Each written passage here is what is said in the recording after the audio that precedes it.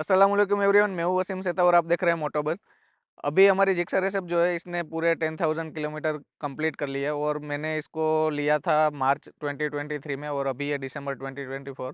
तो ऑलमोस्ट पौने 2 साल हो गए। तो मैं इस वीडियो में आपको मेरा पूरा एक्सपीरियंस बताने वाला हूँ, जो कि लॉन्ग टर्म एक्सपीरियंस है कि क्या मुझे इसके पॉजिटिव्स लगते हैं, क्या नेगेटिव्स लगते हैं, क्या क्या इसकी अच्छी बातें हैं, क्या बुरी बातें हैं, और क्या आपको ये 2025 में लेने को कंसीडर करनी चाहिए कि नहीं करनी चाहिए। तो जैसे कि मैंने बताया, सबसे पहला जो इसका नेगेटिव पॉइंट है वो इसका फ्रंट लुक है। काफ़ी लोगों को इसका लुक पसंद नहीं आ सकता। उसके बाद जो इसका दूसरा सबसे बड़ा नेगेटिव पॉइंट है, इसका वाइज़र है। ये तो मैंने चेंज करवा रखा है, आफ्टर मार्केट लगवाया, लेकिन आफ्टर मार्केट में इसी है ना कि इसकी जो क्वालिटी है वो बकवास है।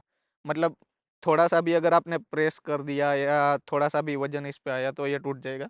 मेरा ऑलरेडी ये टूट रखा है। मैंने ऑलरेडी दूसरा मंगवाया लेकिन अभी तक फिट नहीं करवाया। तो ये इसका नेगेटिव पॉइंट है वाइज़र का। वाइज़र इसमें बिल्कुल छोटा सा आता है, कुछ भी काम का नहीं है। ये वाइज़र भी कुछ 500-600 रुपये का आता है, लेकिन क्वालिटी तो है नहीं। प्लस ये भी आप अगर सीधे बैठे हो ना तो ये भी काम नहीं करेगा, विंड ब्लास्ट पूरा आपके फेस पे आएगा। अगर आप टक इन करके पूरा चलाते हो तो उस केस में आपको मतलब थोड़ा सा विंड ब्लास्ट आपको बचा सकता है, लेकिन ये भी 100% वर्किंग नहीं है। तीसरा जो नेगेटिव पॉइंट है वो इसका गियर बॉक्स है। गियर बॉक्स इसका जो है वो काफ़ी हार्ड है, लेकिन अभी मैंने 2024 वाली जिक्सर चलाई थी, वो सेम ही है, बस E20 वाला वेरिएंट है। तो उसमें मुझे गियर बॉक्स जो है वो काफ़ी स्मूथ लगा था, उसमें मुझे कोई इश्यू नहीं लगा था। तो शायद सुजुकी ने उसको फिक्स कर दिया, लेकिन किसी को ये पता है कि नहीं मुझे नहीं पता, यूट्यूब में मैंने कहीं पे भी नहीं देखा।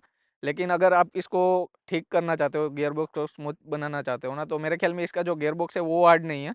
इसकी जो गियर की ये आप देख रहे हो ना, गियर चेंज करने की डंडी, इसमें इश्यू है मेरे ख्याल में। तो ये लास्ट टाइम मैंने जैसे कहा कि मैंने WD-40 हर जगह पे स्प्रे किया था ना, तो उसके साथ मुझे पता चला था। एक मैंने एक्सीडेंटली इसको फाइंड आउट किया था कि इसमें इश्यू जो है वो क्या है। तो मैंने क्या किया था, इसकी जो डंडी है यहाँ पे और अंदर की साइड पे नीचे, वहाँ पे मैंने इसको WD-40 का स्प्रे कर दिया था। तो उसके बाद ये गियर बॉक्स जो है ना वो काफ़ी स्मूथ हो गया था। अगर मैं गियर कोई कुछ भी लगाता हूँ तो काफ़ी स्मूथली इसका गियर चेंज हो रहा था। तो मैंने कहा भाई ये तो जादू हो गया। मेरा गियर बॉक्स जो है वो कितना हार्ड था, मैंने इसके लिए क्या क्या नहीं किया। मैंने मोट्यूल 300V इंजन ऑयल यूज़ किया, जो 1200 ₹1250 का आता है। ये सब कुछ मैंने किया था, लेकिन फिर भी उससे कोई इतना मेजर डिफरेंस नहीं आ रहा था। अगर किसी की भी पास जिक्सर है और गियर बॉक्स उनको लगता है कि हार्ड है, तो वो डंडी पे अंदर की जगह पे और यहाँ पे बाहर पे दोनों जगह पे ऑयल कर देगा, तो वो गियर शिफ्टिंग जो है वो स्मूथ हो जाएगी। उसके बाद जो नेगेटिव पॉइंट है वो इसका हॉर्न है। हॉर्न इसमें आपको सिंगल ही मिलता है, तो सिटी के हिसाब से ठीक है, सिटी में आपको ये काफ़ी लाउड लगता है। लेकिन जब आप हाईवे पे जाते हो ना, तो हाईवे पे आपको लगता ही नहीं कि हॉर्न बज रहा है कि नहीं बज रहा। आपको नहीं लग रहा तो आगे वाले बंदे को तो कैसे लग रहा है। तो मेरे दोस्त लोग अगर कभी मेरे साथ आए तो वो बोलते हैं भाई लानत है तेरी गाड़ी के हॉर्न पे, इस तरह का मुझे ताना देते हैं। तो मैं कहा भाई मैं क्या कर सकता हूँ, यही है जो भी है। और हाँ, इसका जो सर्विस एक्सपीरियंस है वो मुझे बिल्कुल भी अच्छा नहीं लगा। आज तक मैंने 3 फ्री सर्विस करवाई है, 1 सर्विस मैंने मिस कर दी थी और 2 पेड सर्विस मैंने करवा रखी है। तो मुझे जो सर्विस एक्सपीरियंस है ना वो बिल्कुल भी अच्छा नहीं लगा सुजुकी का। मैंने ऐसा नहीं है कि एक ही जगह पे मैंने करवाई है, मैंने 2-3 जगह पे हाँ 3 जगह पे मैंने 3 अलग-अलग सर्विस स्टेशन पे करवा रखी है, लेकिन कहीं पे भी मुझे सेटिस्फेक्शन नहीं मिला है। पहले तो 300V का जो इंजन ऑयल है वो मुझे लगवाना था, तो वो भी नहीं वो चेंज करने दे रहे थे। वो लोग कह रहे थे कि मेरी इंजन की वारंटी वॉइड हो जाएगी। जबकि सुजुकी खुद अपनी तरफ से वो सजेस्ट करता है कि आप ये चेंज करवा सकते हो। तो उसके लिए मुझे काफ़ी मेहनत करनी पड़ी थी। उसका भी मैंने अलग से वीडियो बनाया, अगर आपको देखना हो तो यहाँ पे कहीं पे आपको लिंक मिल जाएगी। और प्लस मुझे एक इश्यू आ रहा है, जब से डे 1 से मैंने गाड़ी ली है तब से। तो क्या होता है ना कि इंजन जब कूल होता है, मतलब स्टार्टिंग में हम बाइक निकालते हैं तो वो स्लो स्पीड में अगर हम जा रहे थे ना, 20-30 की या 40 तक की स्पीड पे, और लो आरपीएम है जैसे कि 2 से 3 हज़ार आरपीएम, 3 हज़ार के आरपीएम के आसपास अगर चला रहे हो ना, तो वो मुझे कभी कभी मिस मारती है, झटके लगते हैं आपको हल्के हल्के से। तो वो हर बार नहीं होता, लेकिन काफ़ी टाइम होता है, तो वो इरिटेटिंग लगता है। हाई स्पीड में कोई भी इश्यू नहीं है, कितना भी आप एक्सेलेरेटर कर दो, आपको कभी भी मिस नहीं होगा, कुछ भी नहीं होगा।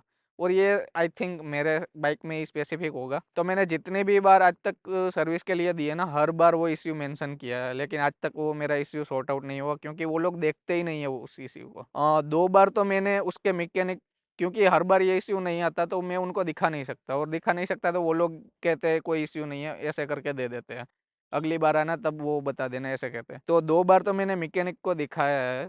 तो एक बार जब मेरा ये वायरिंग का इश्यू हुआ था, फ्यूज़ जब उड़े जा रहा था, उस टाइम मैंने उनको दिखाया था, तो वो सब कुछ हो गया था। उसके बाद उनको मैंने दिखाया, क्योंकि पहले तो मैंने उनको बताया था, लेकिन उन्होंने चेक नहीं किया था। तो फिर मैंने कहा ये इश्यू आपने सॉर्ट आउट करा?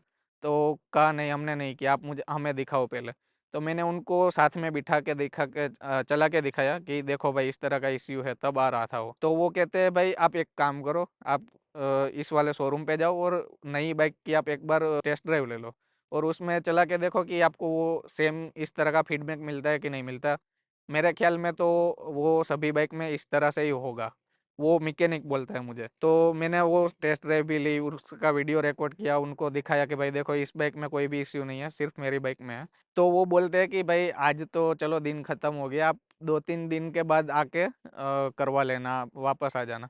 अब भाई हम क्या वेले बैठे हैं कि आते रहेंगे जाते रहेंगे आपके वहाँ पे, या आप कोई हमारे सास ससुर हो तो हम आते जाते रहेंगे। तो ये मेरे ख्याल में एक गलत बात है उनके साथ।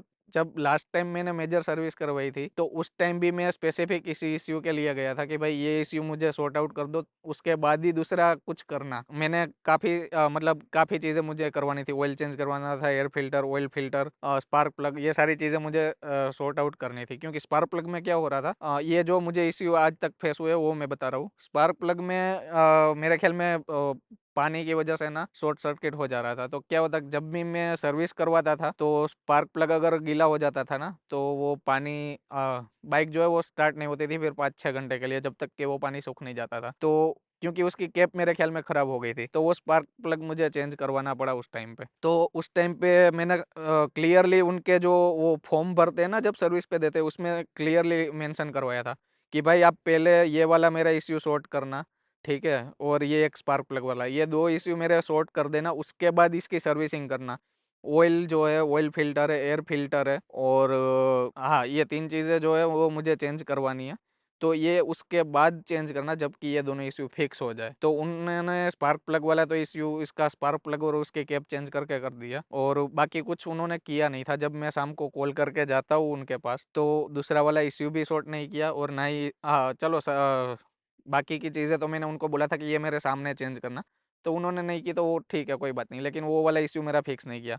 फिर उन्होंने क्या कहा मुझे कि पहले आप चलो हम ये चीज़ें चेंज कर लेते हैं, उसके बाद आप हमारे जो हेड मैकेनिक है ना, उनको ये चीज़ दिखा दो, तो वो उनके साथ हम करवा लेंगे। तो मैंने कहा चलो ठीक है। उन्होंने ऑयल चेंज किया, ऑयल फ़िल्टर चेंज किया, एयर फ़िल्टर चेंज किया, ये तीनों चीज़ें चेंज कर दी। उसके बाद मुझे आधा घंटा हेड मैकेनिक से बात करने के लिए वेट करना पड़ा, क्योंकि वो किसी बाइक पे काम कर रहा था। चलो मैंने वो भी जाने दिया, चलो कोई बात नहीं। फिर उसके बाद जब हेड मैकेनिक को मैं दिखाने गया, तो उस टाइम पे वो इश्यू नहीं आ रहा था। तो वो तो मैकेनिक अच्छा था कि उसने मतलब थोड़ी-सी राइड करके चेक करके उन मना नहीं कर दिया, लेकिन लंबी थोड़ी-सी राइड की, तो उसको भी पता चल गया कि हाँ, ये इश्यू है अभी। उसने एक्नॉलेज किया कि ये इश्यू इसमें आ रहा है। लेकिन उस टाइम भी मुझे वहाँ पे एडवाइज़र ने ये बताया कि आप एक काम करो, कल या परसों 2-3 दिन के बाद आप आना, और तब मेरे ख़्याल में दिवाली का टाइम था। दिवाली की छुट्टियाँ 2-3 दिन बाद होने वाली थी। तो उन्होंने कहा कि आप 2-3 दिन बाद आना, और हम अभी तो ये मैकेनिक को पता चल गया क्या इश्यू है, तो वो आपको फिक्स करके दे देगा। लेकिन जब 2-3 दिन बाद मैंने कॉल किया, तो वो बोल रहे अभी नहीं, अभी आप दिवाली के बाद आना। मैंने कहा चलो ठीक है। अब मैं अपना टाइम किस तरह से एडजस्ट करूँ उनके टाइम के हिसाब से? उनको मैं जब जाऊँ तो कर देना चाहिए ना। तो उसके बाद भी मैं एक बार गया था, तो क्या हुआ कि 10-11 बज गए थे। तो उन्होंने क्या कहा कि भाई आज हमारा सब कुछ फुल हो गया, अभी आप बाद में आना, अभी नहीं। क्योंकि एक्सेस की भीड़ ज़्यादा रहती है, तो सर्विस स्टेशन 10-11 बजे फुल हो जाता है, तो वो फिर बाइक लेते नहीं है। मैंने कहा चलो ठीक है। उसके बाद मेरा मन ही नहीं किया वापस जाने के लिए, क्योंकि एक तो इश्यू इतना मुझे मेजर लगता नहीं है, छोटा-सा इश्यू है, और वो कभी-कभी आता है, और इतनी रेंज में मैं ज़्यादातर चलाता नहीं हूँ। मैं तो हायर आरपीएम पे ही चलाता हूँ, लेकिन जब चलाता हूँ ना और ये आता है तो थोड़ा-सा इरिटेटिंग लगता है। तो इसी वजह से मैं वापस कभी उसको फिक्स करवाने गया नहीं। तो ये आप देख लेना कि आपके सिटी में किस तरह का सर्विस एक्सपीरियंस है। हमारे सिटी में तो मुझे बिल्कुल भी अच्छा नहीं लगा, मेरे लिए ये बैड एक्सपीरियंस है। वीडियो थोड़ा सा लंबा हो रहा है, लेकिन मैं चाहता हूँ कि आपको हर एक पॉजिटिव और हर एक नेगेटिव जो पॉइंट्स है वो आपको पता चले, ताकि आपका हेल्प हो कि आपको ये बाइक लेनी चाहिए कि नहीं लेनी चाहिए। उसके बाद इसका जो नेगेटिव पॉइंट है वो है इसके इंडिकेटर्स है। इंडिकेटर्स आपको इसमें हेलोजन बल्ब वाले मिलते हैं, एलईडी वाले नहीं मिलते। कम से कम इनको इंडिकेटर्स वगैरह जो है वो तो एलईडी देने चाहिए थे। उसके बाद जो है वो इसकी पेंट की जो कलर क्वालिटी है ना, वो खास करके जो स्पेसिफिक पार्ट्स है वो काफ़ी मतलब घटिया किस्म की कलर क्वालिटी है। हाँ, ये वाले जो बाकी के पार्ट्स है ब्लैक वाले, उसकी जो कलर क्वालिटी वो अच्छी है, उसको मैं बुरी नहीं कहूँगा। लेकिन एक ये जो टैंक के आसपास जो सिल्वर कलर की रिंग दिखती है, वो उसके देखो ये कलर जो है ना वो सारे निकल गए हैं।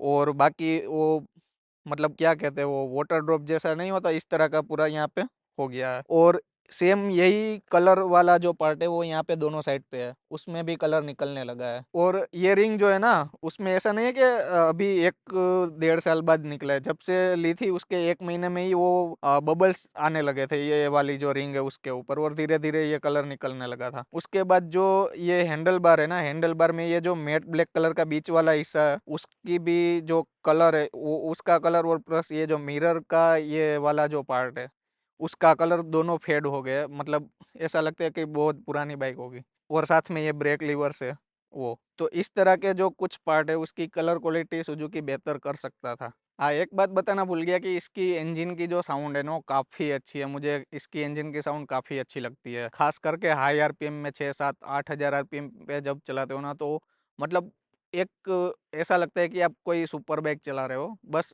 इंजन की आवाज़ कम होती है लेकिन काफ़ी अच्छी होती है। वहीं पे अगर इसकी एग्जॉस्ट की साउंड की बात करें ना, तो वो काफ़ी घटिया है। इसकी मतलब बिल्कुल भी पसंद नहीं है एग्जॉस्ट की साउंड, बिल्कुल स्मूथ है। आपको मतलब ऐसा कहोगे आवाज़ ही नहीं आती, आवाज़ आती है लेकिन मज़ा नहीं आता। मतलब बिल्कुल एक नॉर्मल एग्जॉस्ट की साउंड आती है।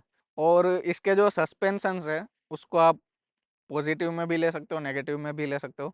सस्पेंशन है वो थोड़े से स्टीफर साइड पे है, तो हैंडलिंग वगैरह में काफ़ी ये हेल्पफुल रहते हैं, काफ़ी इसकी हैंडलिंग अच्छी हो जाती है। लेकिन वहीं पे कंफर्ट लेवल की बात करें, जहाँ पे गड्ढे वगैरह काफ़ी आते हैं, तो वहाँ पे वो थोड़े से गड्ढे फील होते हैं, तो कंफर्ट थोड़ा कम हो जाता है। वो वैसे तो मतलब पिलियन को ये ज़्यादा फील होगा, राइडर को इतना पता नहीं चलता। मैं चलाता हूँ तो मुझे तो वैसे कुछ नहीं पता चलता कि इसका कंफर्ट जो है वो कम है। लेकिन वहीं कंपैरेटिवली कोई ऐसी आप बाइक चलाओगे जिसका कंफर्ट लेवल इससे अच्छा है, जैसे कि एफजी हो गई, तब आपको पता चलता है कि ओ भाई इसका कंफर्ट मतलब सस्पेंशन का काफ़ी अच्छा है, काफ़ी गड्ढे को एब्जॉर्ब करती है। लेकिन जो ये वाली बाइक है वो मतलब गड्ढे को मार के देती है। तो कुछ इस तरह का इसका सस्पेंशन का फीडबैक है। कंफर्ट की बात कर रहे हैं तो साथ में पीछे वाली सीट का कंफर्ट भी हम बात कर लेते हैं कि सीट जो है वो काफ़ी वाइड है, और सीट के साथ कोई भी दिक्कत नहीं है पिलियन को। अगर आप लॉन्ग रूट में भी जाते हो तो इश्यू नहीं होता, इश्यू पिलियन को होता है इसके साथ। ये जो इसका फुट रेस्ट है ना, मतलब इसमें रबर वगैरह की लेयरिंग नहीं दिखी और बिल्कुल पतला सा है, तो लुक तो इसमें काफ़ी अच्छा आता है। लेकिन कंफर्ट की बात करें ना, तो अगर आप 30 40 किलोमीटर भी चलते हो ना, तो पैर का जो ये वाला हिस्सा है ना वो काफ़ी पेन करने लगता है। तो आपको पहले यहाँ पे हो तो थोड़ा सा, फिर आप यहाँ पे रख लेते हो, फिर थोड़ा सा यहाँ पे रख लेते हो, इस तरह का आपको चेंज करना रहता है। फिर भी पेन काफ़ी होता है, तो अगर आप इसको चेंज करवा लेते हो, रबर वाले लगा लेते हो ना, तो पिलियन के लिए ये काफ़ी कंफर्ट देने वाला है। और लास्ट बट नॉट लिस्ट, इसका जो पार्ट्स अवेलेबिलिटी है वो काफ़ी कम है। तो काफ़ी सारे पार्ट्स ऐसे हैं जो आपको डायरेक्ट मिलते नहीं हैं, और काफ़ी ऐसे पार्ट्स हैं जो छोटे छोटे होते हैं, वो तो आपको ऑर्डर पे भी नहीं मिलते। मेरा ये जो वाइज़र का यहाँ पे जो स्क्रू है ना, वो मैंने वाइज़र चेंज करते वक्त मैंने रात का अंधेरा था तो वो खो दिया था, और फिर वो मुझे मिला नहीं। उसमें क्योंकि वो नॉर्मल स्क्रू तो आता है, साथ में अंदर एक रबर वाला आता है जो स्क्रू को होल्ड करता है, तो वो नहीं मिलता। तो वो मैंने ऑलरेडी 3 4 महीने से ऑर्डर कर रखा है सर्विस स्टेशन पे। वैसे तो मैं काफ़ी बार सर्विस स्टेशन पे जा चुका हूँ, लेकिन वो कभी अवेलेबल नहीं होता। फिर मैंने कहा कि आप भाई मुझे मंगा के दो, तो उन्होंने कहा था अभी तो नहीं, वो मेरे जब मतलब स्पेशली आपके लिए नहीं मंगवा दूंगा, लेकिन हमारा जब ऑर्डर वहाँ से आएगा ना तो उनके साथ मैं मंगवा दूंगा। 15 दिन के बाद 20 दिन के बाद आप चेकआउट कर लेना। मैंने कहा ठीक है।